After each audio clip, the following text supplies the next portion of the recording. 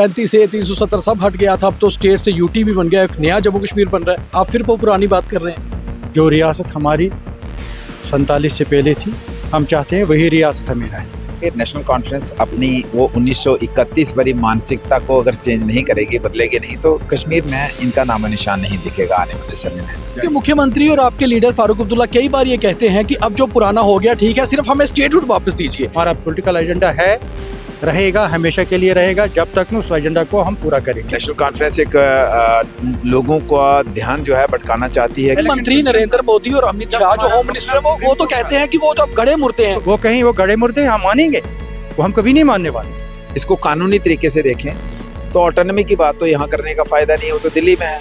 Pre 53 status को लेकर आज दोबारा से सदन के अंदर एक बात उठी है और ये उठाई है मीर सैफुल्लाह, नेशनल कॉन्फ्रेंस के सीनियर लीडर और विधायक और फॉरवर्ड मिनिस्टर भी हैं। सैफुल्लाह साहब, दोबारा से वो चीज़, हालांकि अब तो 2019 में 35 से 370 सब हट गया था, अब तो स्टेट से यूटी भी बन गया, एक नया जम्मू कश्मीर बन रहा है। आप फिर वो पुरानी बात कर रहे हैं। देखिए, हमारे लिए कोई नया कश्मीर नहीं बना है, जम्मू कश्मीर नहीं बना है।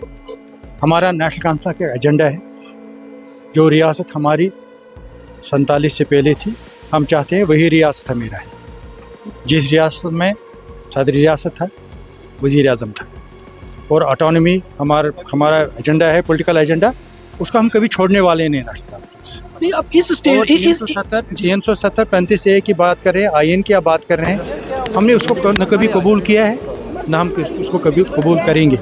हमारी जद्दोजहद, हमारी स्ट्रगल हमेशा रहेगी कि 370 35 से हमारा आईन, हमारा फ्लैग और हमारी जो रियासत जो दो टुकड़ों में जो बांटी गई है, उसको फिर से जोड़ा जाए और जो लिया गया उसे फिर बहाल किया जाए। ये हमारा एजेंडा है, ये हमारा नारा है, ये हमेशा रहेगा तब तक जब तक नहीं इसमें हम कामयाब हो जाए। आपके मुख्यमंत्री और आपके लीडर फारूक अब्दुल्ला कई बार ये कहते हैं कि अब जो पुराना हो गया ठीक है, सिर्फ हमें स्टेटहुड वापस दीजिए। और आपका केस जो है 35 से और 370 का, वो तो कोर्ट में है, मगर आप किस तरह से ये बात कर रहे हैं सदन? किसी भी हालत में नहीं। मेरे लीडर ने कभी ये नहीं कहा है कि हमारा जो पॉलिटिकल एजेंडा है वो हमने छोड़ दिया है। हमारा पॉलिटिकल एजेंडा है, रहेगा, हमेशा के लिए रहेगा, जब तक उस एजेंडा को हम पूरा करेंगे। तो जो आज आपने अंदर कहा, वो कौन सी ऑटोनॉमी की बात? इमीडिएटली हमारा ये है कि इमीडिएटली हम चाहते हैं कि स्टेटहुड बहाल हो जाए, ताकि लोगों के काम हों, लोगों के मसाइल हल हों और रियासत की जो गवर्नमेंट है जो ठीक तरह से चले, लोगों का काम करे। कोई डबल इंजन सरकार ना रहे, सरकार एक ही रहे जो इलेक्टेड हो, जिनको लोगों ने वोट दिया है वही सरकार काम करे। इसलिए हम इमीडिएटली कह रहे हैं कि स्टेटहुड बहाल। आज आपने जो ऑटोनॉमी की बात की, वो कौन सी ऑटोनॉमी है? अब कौन सी? हमारी वही ऑटोनॉमी है जो हमारे 1947 से पहले थी, जो 53 में थी, जब हमारा अपना वजीर आजम था, जब हमारा सदर रियासत था, जब हमारा प्रधानमंत्री नरेंद्र मोदी और अमित शाह जो होम मिनिस्टर है वो तो कहते हैं कि वो तो अब गड़े मुर्दे हैं, वो तो दफन हो गए। वो कहीं वो गड़े मुर्दे हम मानेंगे, वो हम कभी नहीं मानने वाले।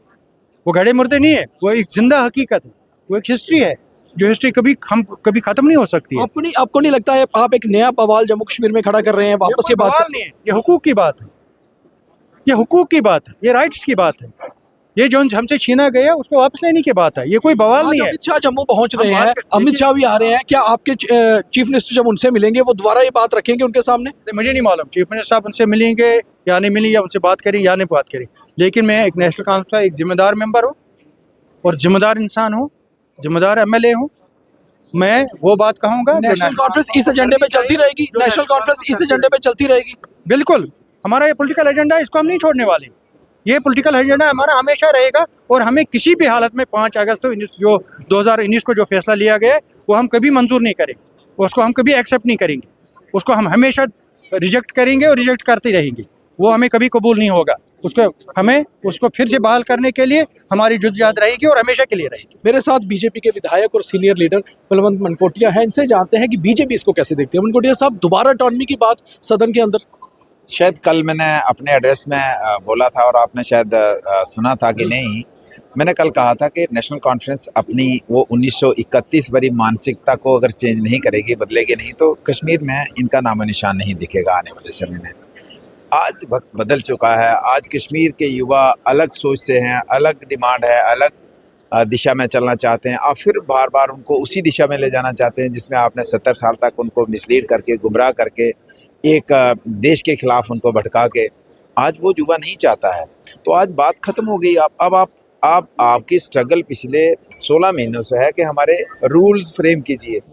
कौन देगा आपको 370? कौन देगा 35 से? और फिर उसके बाद आप ऑटोनॉमी की बात करते हैं, कौन देगा? अभी आपको स्टेटहुड की डिमांड करते हैं रोज आप, जबकि मोदी जी ने कहा कि हमने देनी है। अभी आप उन चीज़ों पे हैं, अभी रूल्स के ऊपर फाइट कर रहे हैं। तो ऑटोनॉमी तो अब एक ख्वाब है।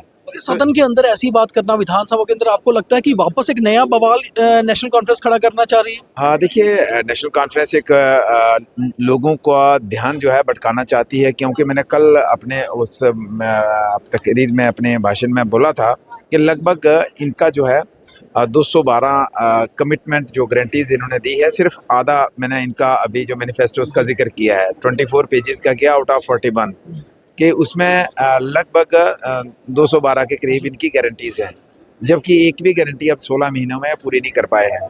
तो अब इस तरीके के से लोगों का ध्यान भटका के एक बार फिर से लोगों को, कश्मीर के लोगों को गुमराह करना चाहते हैं। लेकिन मैं इनको साफ और सीधे शब्दों में कहना चाहता हूं कि कश्मीर के युवा आज की डेट में भारतीय जनता पार्टी की तरफ अट्रैक्ट हो रहे हैं और समझ रहे हैं कि पार्टी की क्लियर सोच है, और इसलिए आने वाले समय में कश्मीर डेवलपमेंट चाहता है, तरक्की चाहता है, पीस चाहता है।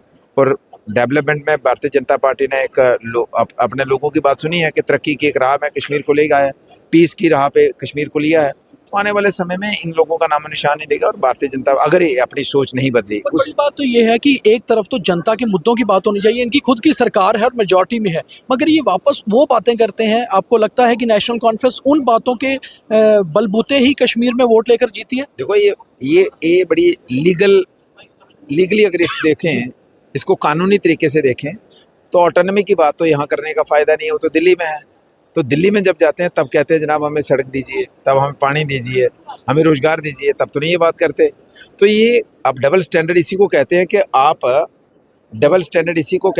आप यहाँ कुछ कहते हैं, वहाँ कुछ कहते हैं, और यहाँ आप लोगों का ध्यान जो है भटकाकर आप उनको फिर से उस रास्ते पे ले जाना चाहते हैं जिस रास्ते से भारतीय जनता पार्टी ने वापस ये दोगली नीति है नेशनल कॉन्फ्रेंस की। ये नहीं चलेगी आने वाले समय में। चल गई जितनी चल गई, आने वाले समय में नहीं चलेगी। तो ये थे बीजेपी के सीनियर लीडर और विधायक बलवंत मनकोटिया, जिन्होंने जवाब दिया है मीर सैफुल्लाह की बात का कि ऑटोनॉमी की बातें जितनी मर्जी कर लीजिए, वो अब गड़े मुर्दे हैं जिन्हें उखाड़ना नामुमकिन है। मेरे सहयोगी गगनदीप सिंह के साथ दीपक खजूरिया, द न्यूज़ रूम 24 आवाज़, विधानसभा, जम्मू।